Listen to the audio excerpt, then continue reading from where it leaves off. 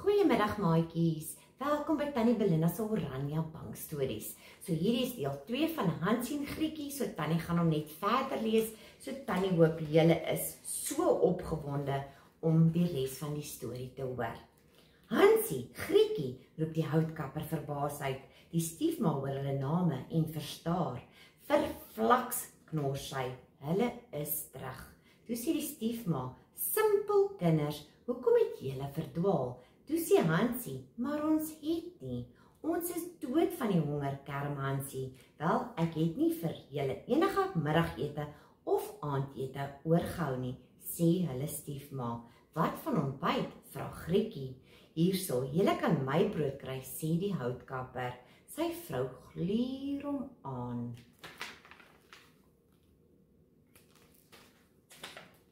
Daardie aand is Hansie en Grietjie verlig om in hulle eie kamer te wees. Hulle vertrou hulle stiefma egter glad nie. Toe sê Grietjie, wat sê sy, Hansie? Met sy oor teen die deur, hoor Hansie hoe sy stiefma se stem al hoe harder word. Ons sal hulle die keer dieper in die woud neem, kondig sy aan. Hulle sal nooit die pad terugvind nie. Jy is 'n hartelose vrou, mompel die houtkapper. Wil jy hê ons moet almal sterf van honger? Kuif sy. Toe sê die pa, natuurlik nie. En toe sê die stiefma, bly dan stil.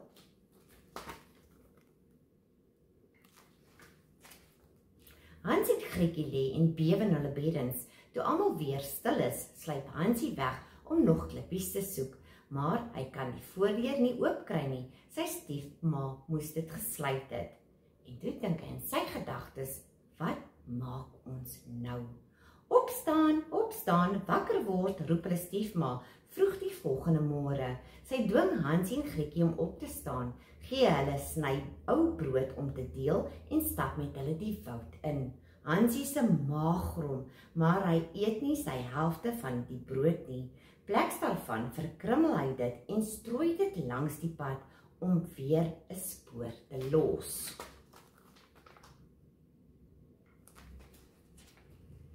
Sommer gou is die bome so dig dat dit skoon donker lyk. Nog 'n lekker plekkie om te rus, sê die stiefma opgewek. Die houtkapper sug en steek 'n vuur aan.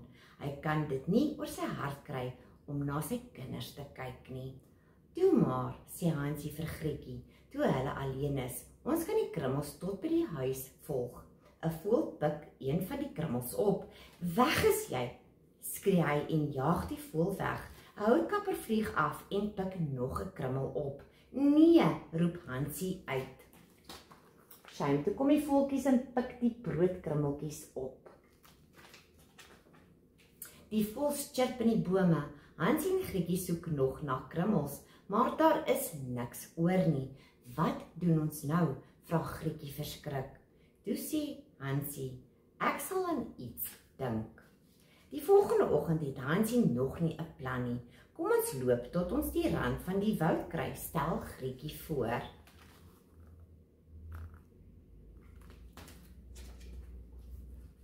Hulle loop die hele dag lank tussen hoë bome en stekelrige takke deur. Die skemer stompel hulle steeds voort. Die volgende oggend is hulle flou van die honger. Dit lyk of die spookagtige woud vir ewig aanhou. Teen die middag kom hulle uiteindelik op 'n oopte af. 'n Entjie verder staan daar 'n klein huisie. Kom ons kyk of iemand tuis is, sê Grietjie. Dalk gee hulle vir ons ietsie om te eet. En daar is die klein huisie in die verte. 'n Heerlike geur omhul die huisie. Vars gebakte koekies, roep Grietjie uit. Sy hardloop nader en snak na asem.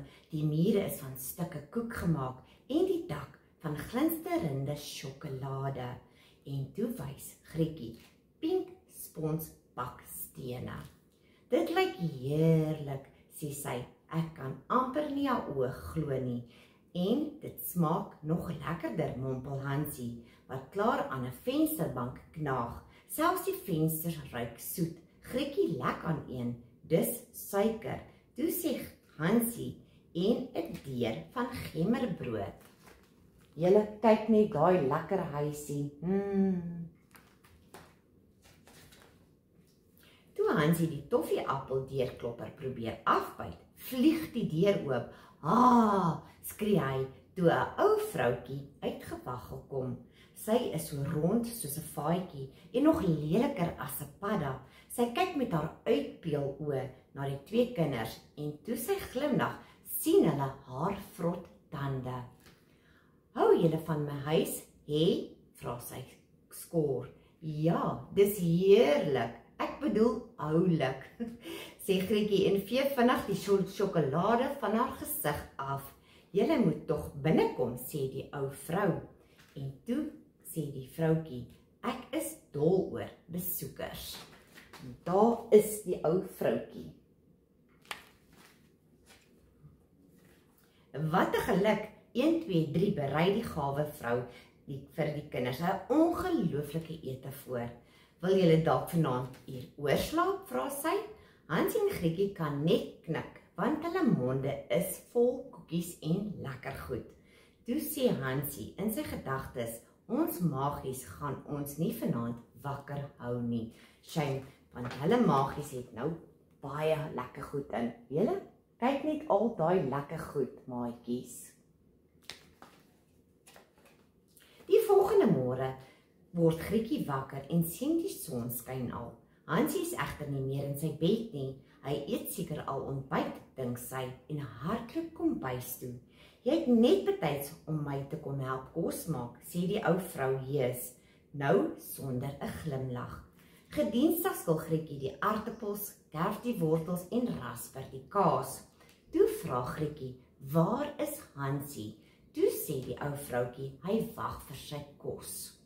Die aaklige vrou jaag Grietjie heel oggend rond, totdat sy 'n feesmaal voorberei het. "Gaan buite toe en druk dit deur die houthuisie se vaaldeur," beveel die vrou. Kyk net hoe hard werk Grietjie julle.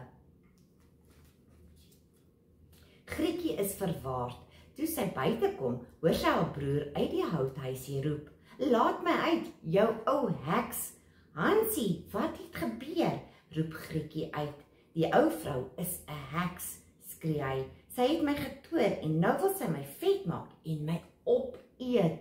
'n koue rilling kruip teen Grietjie se rug af. "Moenie bekommerd wees nie," sê sy dapperder as wat sy voel. "Ons sal haar om die bos lei en ontsnap."